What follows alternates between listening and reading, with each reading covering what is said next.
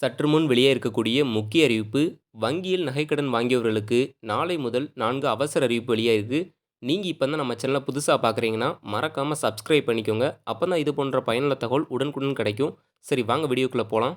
2025ஆம் ஆண்டில் தங்கத்தின் விலை எதிர்பாராத அளவு உயர்ந்திருக்கிறது. சென்னையில் ஒரு சவரன் ஆபரண தங்கம் ரூ. 1,00,000 கடந்து வரலாற்று உச்சத்தை எட்டியது. தங்கத்தின் விலை உயர உயர தங்கம் வாங்கும் போக்கு குறைந்தது. ஆனால் அதே வேளையில் தங்க நகைகளை அடமானம் வைத்து கடன் வாங்கும் போக்கு மக்களிடையே அதிகரித்தது. தங்கள் கைவசம் இருக்கக்கூடிய தங்கத்திற்கு இப்போதைய விலையுடன் ஒப்பிட்டால் இதற்கு முன்பு இருந்ததை விட தற்போது அதிக பணம் கிடைக்கிறது என்பதால் ஏராளமான மக்கள் அதிக அளவில் தங்கள் கையில் இருக்கும் தங்கங்களை அடகு வைத்து பணமாக மாற்றி தங்களுடைய தேவைகளுக்கு பயன்படுத்தி வருகின்றனர். 2024 ஏப்ரலில் 1,00,000 கோடியாக இருந்த தங்க நகை கடனின் மதிப்பு 2025 அக்டோபரில் 3,400,000 கோடி ரூபாயாக உயர்ந்துள்ளது. தொடர்ந்து 18 மாதங்களாக இந்தியாவில் தங்க நகைகளை அடகு வைத்து வாங்கப்பட்ட கடன்களின் அளவு அதிகரித்தே வருகிறது. வங்கிகள், வங்கி சாராத நிதி நிறுவனங்கள், நகை கடன்களுக்காகவே செயல்படும் நிறுவனங்கள் முன்பை விட அதிகமாக தங்க நகை கடன்களை வழங்குகின்றன.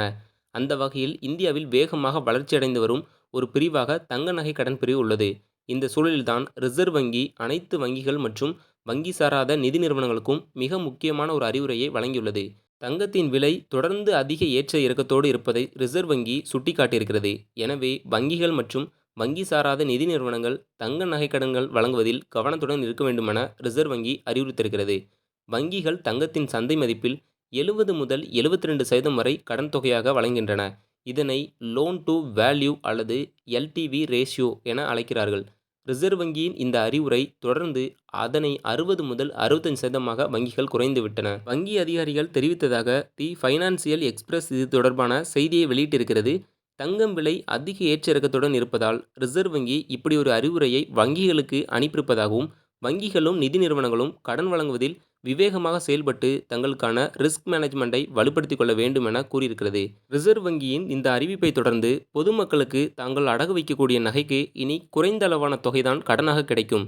ஒருவேளை தங்கத்தின் விலை தற்போது விலையிலிருந்து 10 15% குறைகிறது என்றால் வங்கிகளுக்கு நிலுவையில் உள்ள கடன் மதிப்பு, அடமானம் வைக்கப்பட்ட நகைகளின் மதிப்பு மிகவும் பார்த்தீங்கன்னா குறைஞ்சிரும். இதனால் கடன் வாங்குபவர்கள் திரும்ப செலுத்தாமல் போய் வங்கிகள் அந்த நகைகளை ஏலம் விடும்போது கொடுத்த கடனை விட குறைந்தபட்ச தொகையை தான் வசூலிக்க முடியும். தங்கம் விலையை பொறுத்தவரை இந்த ஆண்டில் மட்டும் கடந்த 3 மாதத்தில் 20% உயர்ந்துள்ளது. கடந்த 6 மாதத்தில் 35%, இந்த ஓராண்டு காலத்தில் சுமார் 60% உயர்ந்துள்ளது.